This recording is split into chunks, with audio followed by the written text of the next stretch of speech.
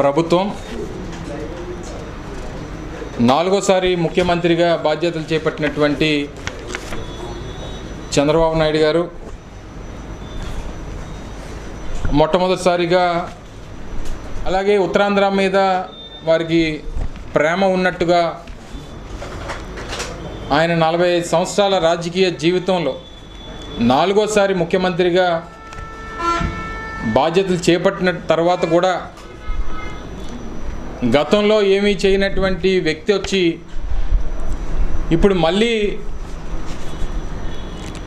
ఈ ప్రాంత ప్రజల మీద సవత్తల్లి ప్రేమ చూపించేటువంటి ప్రయత్నం చేసినట్టుగా కనబడింది. సహజంగా ఏ ముఖ్యమంత్రి అయినా గతంలో పనిచేసినటువంటి సందర్భంలో చేపట్టినటువంటి కార్యక్రమాల గురించో లేదా ఈ ప్రాంతం మీద, ఎందుకంటే ఉమ్మడి రాష్ట్రానికి ఆయన 9 సంవత్సరాలు ముఖ్యమంత్రిగా, తర్వాత రాష్ట్ర విభజన జరిగిన తర్వాత మొట్టమొదటిసారిగా ఆయనకి రాష్ట్ర ప్రజలు అవకాశం ఇచ్చారు. ఈ ప్రాంతానికి ఏం చేస్తాం అనేటువంటిది చెప్పాల్సినటువంటి బాధ్యత సహజంగా ఉంటుంది. కాబట్టి అవన్నీ పక్కన పెట్టి ఇంకా జగన్మోహన్ రెడ్డి గారిని నిందించేటువంటి కార్యక్రమం, ఈ ప్రాంతానికి వైఎస్ఆర్ కాంగ్రెస్ పార్టీ ప్రభుత్వం గతంలో 5 సంవత్సరాలు ఏదో అన్యాయం చేసినట్టుగా వారు చిత్రీకరించేటువంటి ప్రయత్నం మనం చూసాం. ఇంటర్నేషనల్ ఎయిర్పోర్ట్కి సంబంధించి 2019లో వైఎస్ఆర్ కాంగ్రెస్ పార్టీ అధికారంలోకి వచ్చేటువంటి సమయానికి 2200 ఎకరాలు ఏదైతే భోగాపురం ఇంటర్నేషనల్ ఎయిర్పోర్ట్కి సంబంధించి నిర్మాణం చేపట్టాలని చెప్పి నిర్ణయం తీసుకున్నామో, అందులో ఆ రోజు మేము అధికారంలోకి వచ్చినటువంటి సమయానికి ప్రభుత్వం చేతిలో ఉన్నటువంటిది కేవలం 377 ఎకరాలు.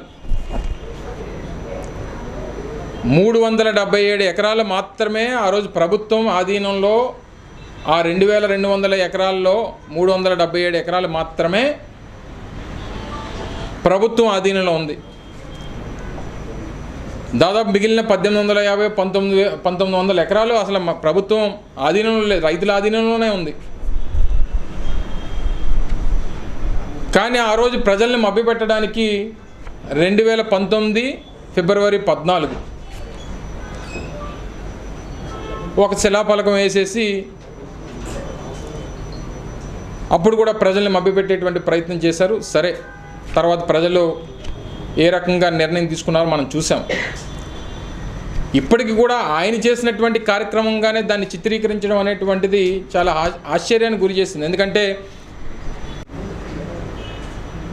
మిమ్మల్ని కూడా ఒక సందర్భంలో జనవరి మాసంలో అనుకుంటా, జనవరి మాసాల్లో మిమ్మల్ని అందరినీ కూడా ఒకసారి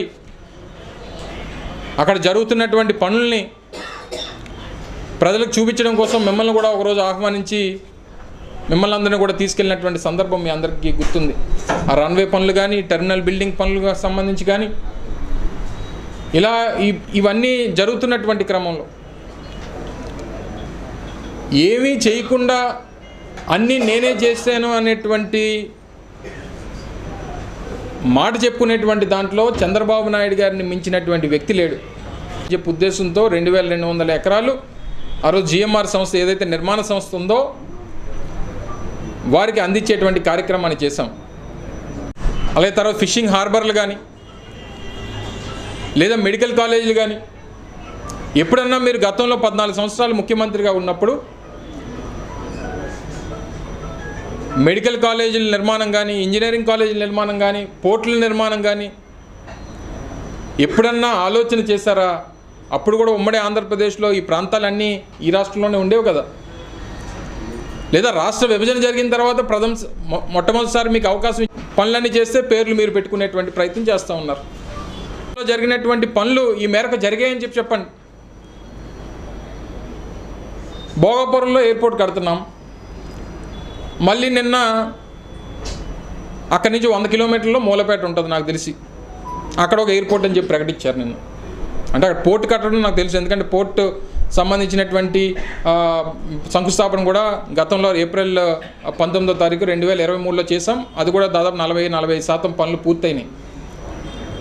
అక్కడ పోర్ట్ ఉంది, అక్కడ ఎయిర్పోర్ట్ కూడా కడతామని చెప్పి నేను ముఖ్యమంత్రి గారు ప్రకటించారు. స్వాగతిస్తూ ఉన్నాం. ఇవన్నీ చెయ్యాలి. కుప్పంలో ఒక ఎయిర్పోర్ట్ కడతానన్నారు, నిన్న మూలపేటలో ఒకటి కడతానన్నారు, నాగార్జున సాగర్లో ఒకటి కడతానన్నారు, దొనకొండలో ఒకటి, దగదర్తిలో ఒకటి. ఎస్, ఇవన్నీ కడతానన్నారు కాబట్టి స్వాగతిస్తూ ఉన్నాం. కట్టమనండి.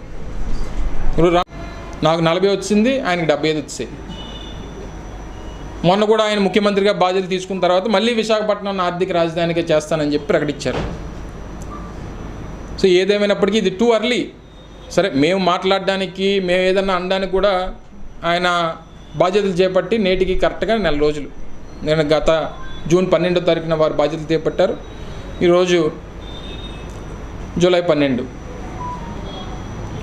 ఏదేమైనప్పటికీ మేము విమర్శించడానికి కానీ, మేము ఏదన్నా మాట చెప్పడానికి కానీ ఇంకా మేము సమయం తీసుకుంటాం, మొదటి నుంచి చెప్తున్నాం. కానీ దానికి అవకాశం ఇవ్వట్లేదే వారు.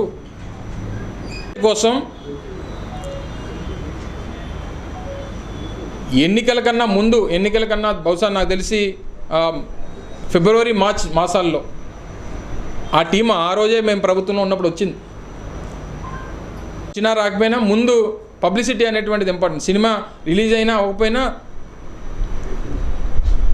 ముందు పబ్లిసిటీ చేయాలనేటువంటిది చంద్రబాబు నాయుడు గారు తప్పన ఆ రకంగా చేస్తూ ఉన్నారు.